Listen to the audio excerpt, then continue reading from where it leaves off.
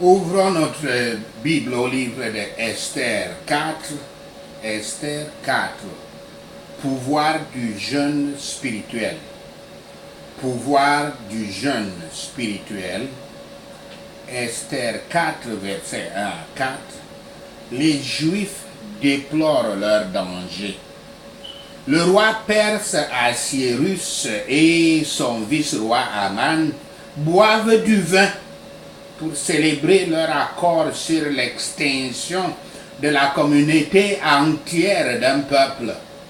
Mais les Juifs à travers l'Empire perse sont en train de gêner, de pleurer et de déchirer leurs vêtements. Bien que les lettres aient été envoyées dans toutes les provinces de l'Empire, les nouvelles n'ont toujours pas atteint Esther au palais, d'où les lettres sont parties.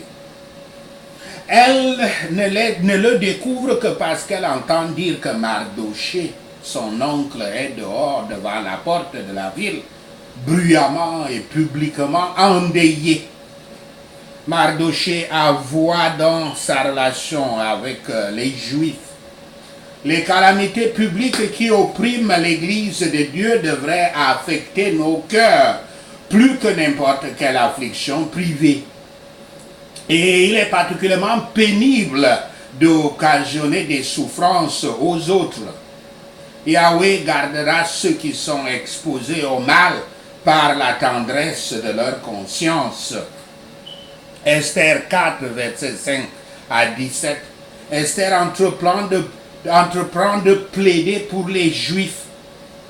Verset 5 à 8. Esther envoie un messager pour voir exactement pourquoi Mardochée est si désemparé. Mardochée fournit tous les détails et renvoie le message en demandant à Esther d'intercéder auprès du roi. Verset 16. Beaucoup de gens ne se rendent pas compte qu'Esther peut être vue comme une héroïne réticente. Les lecteurs présument souvent que le jeûne de son peuple inclut aussi la prière et la repentance, mais ce n'est pas nécessairement le cas. Il y a une tradition du jeûne dans cette famille royale perse qui n'était pas nécessairement établie pour chercher Yahweh. En outre, Ésaïe 58, verset 3 à 5 indique une sorte de jeûne dont la fonction est seulement d'obtenir une réponse de Yahweh plutôt que de se mettre à part pour de se séparer du monde pour mieux entendre Dieu. Même les paroles d'Esther, considérées par certains comme une déclaration de foi, et ces paroles sont « si je péris, je péris ». Ces paroles pourraient en fait être une déclaration de fatalisme. Nous sommes enclins à rétrécir des services qui sont assortis de péril ou de perte. Ils sont assortis de péril ou de perte. Mais quand la cause du Christ et de son peuple l'exige, nous devons prendre notre croix et le suivre. Lorsque les chrétiens sont disposés à consulter leur propre aisance ou sécurité plutôt que le bien public, ils devraient être blâmés. La loi royale était expresse donc. Tout le monde le savait. Ce n'est pas ainsi dans la cour du roi des rois. Cependant, ce n'est pas la même chose que dans cette cour des rois séculiers où c'est tellement difficile d'entrer. Au marchepied de son trône de grâce, nous pouvons toujours venir hardiment et être sûrs d'une réponse de paix à la prière de la foi. Nous sommes les bienvenus, même dans les lieux saints, à travers le sang de Yahshua Christ. La Providence l'a ainsi ordonné que, à ce moment-là, les affections du roi s'étaient refroidies vers Esther. Sa foi et son courage étaient ainsi les plus éprouvés et la bonté de Yahweh dans la faveur qu'elle a trouvée maintenant avec le roi a ainsi brillé avec plus de luminosité. Verset 14. Aman a sans doute fait ce qu'il pouvait pour opposer le roi à Esther. Par, je cite, le salut et la délivrance viendront d'ailleurs pour les Juifs, fin de citation. Mardochée suggère que c'était une cause qui, d'une manière ou d'une autre, serait certainement accomplie et par conséquent, elle pouvait s'y aventurer en toute sécurité. Cela était un langage d'une foi forte, bien que le texte ne dise pas foi en Yahweh, en appelant Dieu par son nom.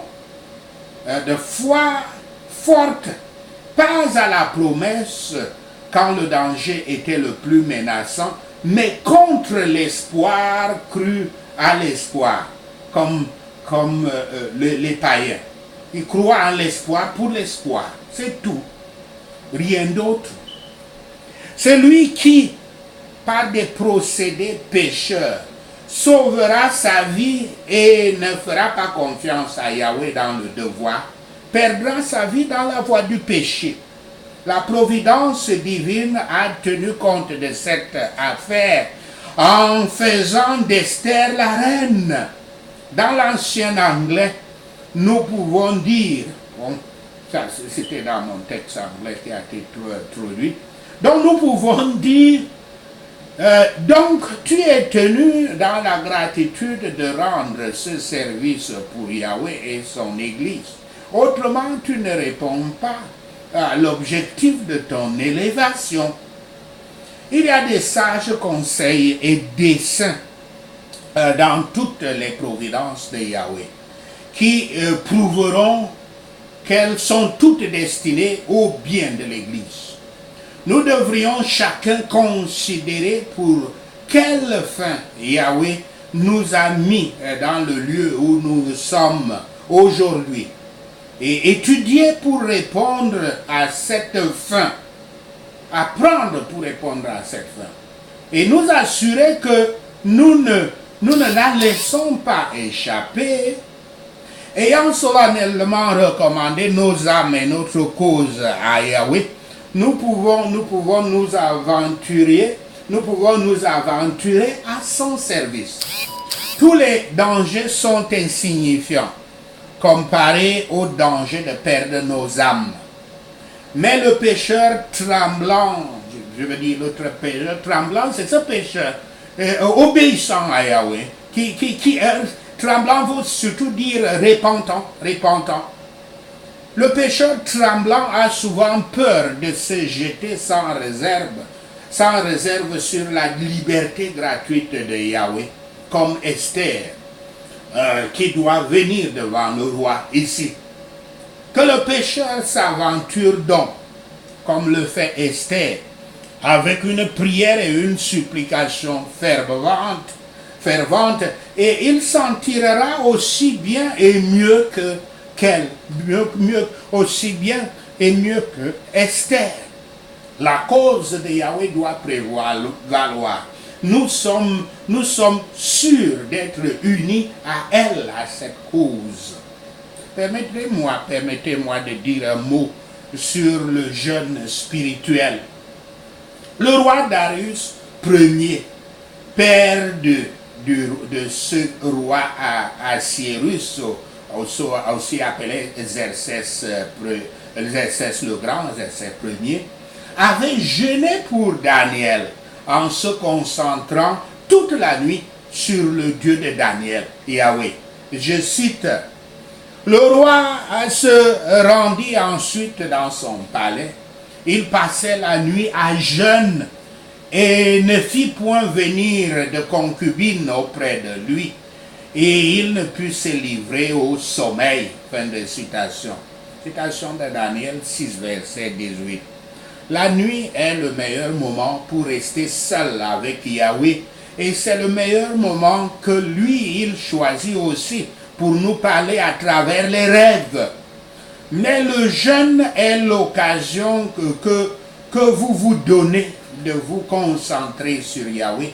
Pas de distraction, pas de sommeil de la pensée ou de sommeil spirituel. Plus que toute autre observance, la discipline du jeûne aiguise vos sens spirituels afin que vous puissiez puiser dans votre source divine. Yahshua HaMashiach attend que ses disciples jeûnent, comme cela est dit dans Matthieu 6, versets 16 et 18. Il a recommandé qu'ils reprennent cette discipline après sa mort. La parole de Dieu indique que nous devons jeûner quand nous voulons que Yahweh vienne et soit avec nous. Je cite, Yahshua leur répondit, les amis de l'époux peuvent-ils s'affliger pendant que l'époux est avec eux? Les jours viendront où l'époux leur sera enlevé et ils jeûneront. Fin de citation.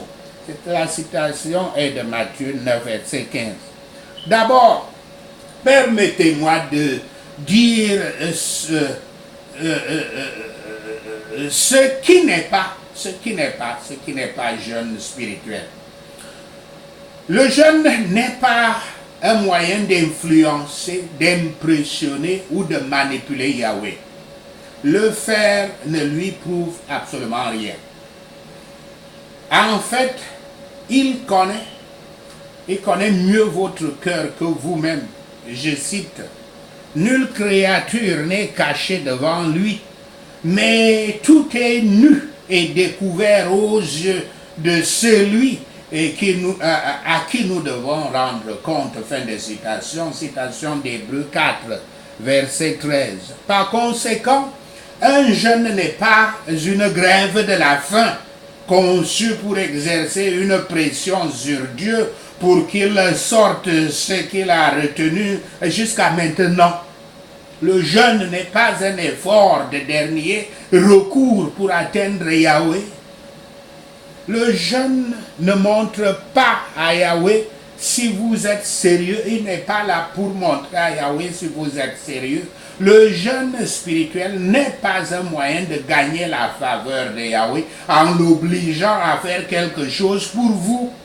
Au contraire, le but du jeûne est de produire une transformation en vous. En vous.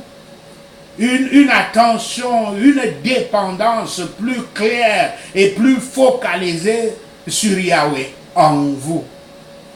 Le jeûne ne doit jamais être un étalage public de spiritualité. C'est entre vous et Yahweh seul, comme cela est dit dans Matthieu 6, verset 16 à 18. Le jeûne spirituel n'a jamais pour but de punir ou de nuire au corps, à votre corps. Le mot hébreu traduit jeûne, c'est couvrir la bouche. Couvrir la bouche si on traduisait littéralement. Un vrai jeûne par définition consiste à s'abstenir de manger, donc à fermer la bouche. La nourriture pour votre corps physique soutient et nourrit votre corps physique. Quand vous mangez de la nourriture, vous prenez littéralement la terre et en fait une partie de vous. Mais la vraie nourriture est la nourriture éternelle de votre esprit. Souvenez-vous que l'homme, l'être humain, est composé de 3 corps. Le corps physique, le corps âme et le corps esprit. Le corps âme est lié au corps physique à qui il donne vie. Quand il quitte ce corps physique, le corps physique est mort. Donc jusqu'au jour où il quitte le corps physique, l'âme et le corps sont liés, sont ensemble. Le corps esprit, c'est celui que vous connaissez, c'est celui que vous êtes toutes les nuits pendant vos rêves. Donc, la vraie nourriture est la nourriture spirituelle pour votre corps spirituel. Yahshua a rendu cela clair quand il a dit au diable dans le désert, je cite, « Il est écrit, l'homme ne vivra pas de pain seulement, mais de toute parole qui sort de la bouche de Dieu. » Fin de citation. Citation de Matthieu 4, verset 4. Yahweh a représenté sa parole comme une nourriture qui nourrit notre vie spirituelle de la même manière que la nourriture physique nourrit votre vie physique. J'ai 3 citations ici. Citation. Que tes paroles sont douces à mon palais, plus que le miel à ma bouche. Fin de citation. Citation de Psaume 119, verset 103. Récitation. Citation une fois de plus. J'ai recueilli tes paroles et je les ai dévorées.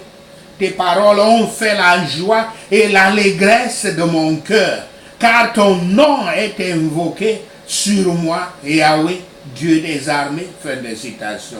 Citation de Jérémie 15, verset 16. Une autre citation. Il me dit, fils de l'homme, mange ce que tu trouves, mange ce rouleau, et va, parle à la maison d'Israël. J'ouvris la bouche et il me fit manger ce rouleau.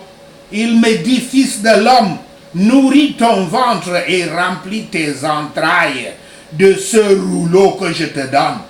Je le mangeai et il fut dans ma bouche doux comme du miel.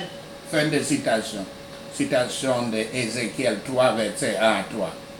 Tout comme la nourriture renforce et maintient votre corps, la parole de Dieu nourrit, carbure, c'est-à-dire donne du carburant et fortifie votre esprit. Pendant un jeûne, vous abandonnez délibérément ce qui vous lie à ce monde physique, la nourriture, afin de recevoir toute votre subsistance du monde spirituel.